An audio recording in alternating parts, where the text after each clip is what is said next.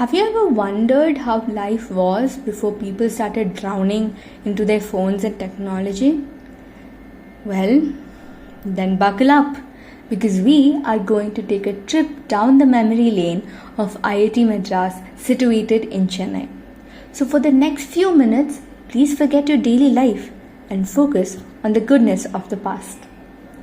The Heritage Center is present right next to the administrative block in IIT Madras.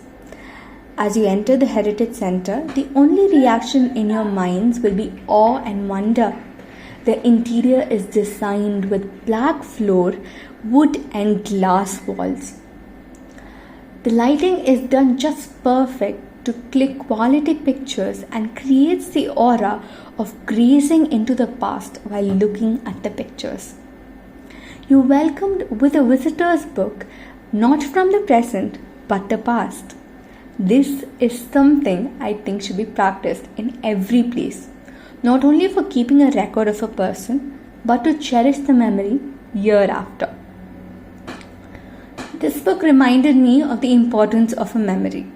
We leave traces of ourselves, knowing or unknowingly, in the places we visit. But why go around marking on walls in graffiti writing?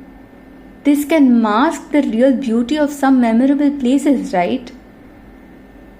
So I think we should take pride in visiting a place and leave a trace of ourselves there, not physically, but mentally, like a picture or an article.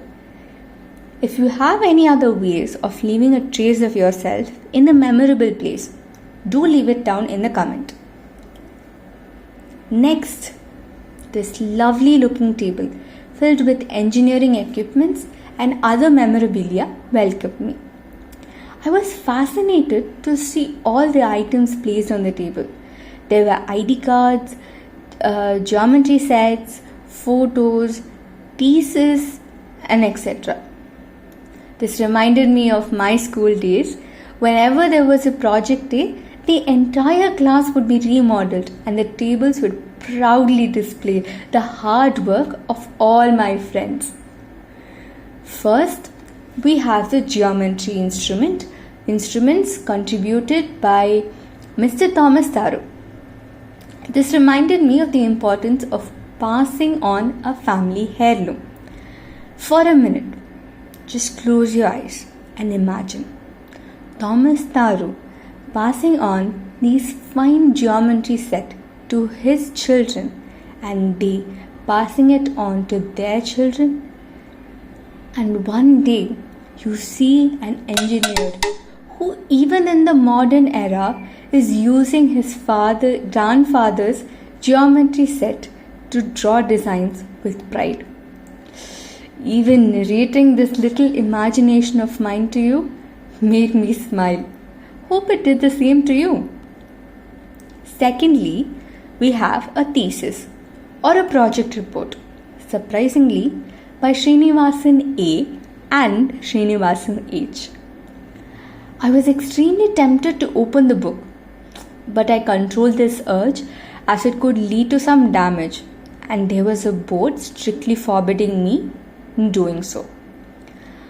Looking at this, I could only think of the pride and happiness they both would have felt while submitting this thesis.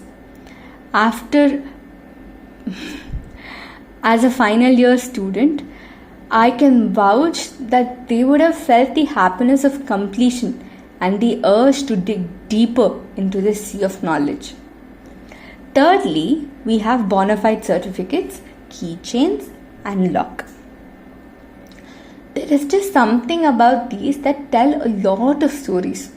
I don't know if they are alive now, but if one could find them, I am pretty sure they would look at these memorabilia and smile of the good old days. Campus Times. The student magazine was also present there. However, the original copies of the magazine were not for the visitors to view. The copies made me think of the design and typography that was used back in the days. Now we have various softwares to make professional posters and invites, but how did people manage to make posters and cover page that attracts the attention of the audience? How did they arrange the letters, the posters, the images, etc.? And how did they find their inspiration? Even thinking about this, my mind was blown apart by this part. But then I turned around to see this theatre performance in IIT Madras. Look at the stage, the mics and the props. Oh God, I was blown away.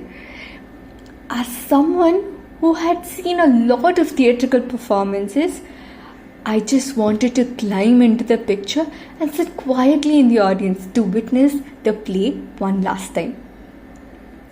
The pictures of hostel and students just sitting down with no cell phone was one thing that reminded me that there once existed a world where people spoke to the person in front of them and not to someone online. It reminded me of the old pics of MCC2. Lastly, this chair. You might think, what is in a chair? But my friend, there is a lot of story one can tell you about this chair. The first time I touched a chair of this kind was in a prayer meeting when I was in my second standard. The elders in my church asked me to help all the others to put away the chair. And the moment I touched it, the metal was radiating the chill and cold weather through it.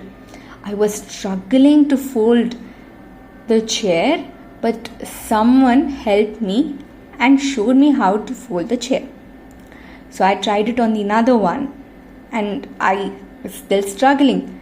But by the end of it, when I got the hang of folding chairs, everyone else did the entire, they folded off chairs in the entire hall. That was one memory. And the second memory is that I saw a similar chair in my grandfather's house.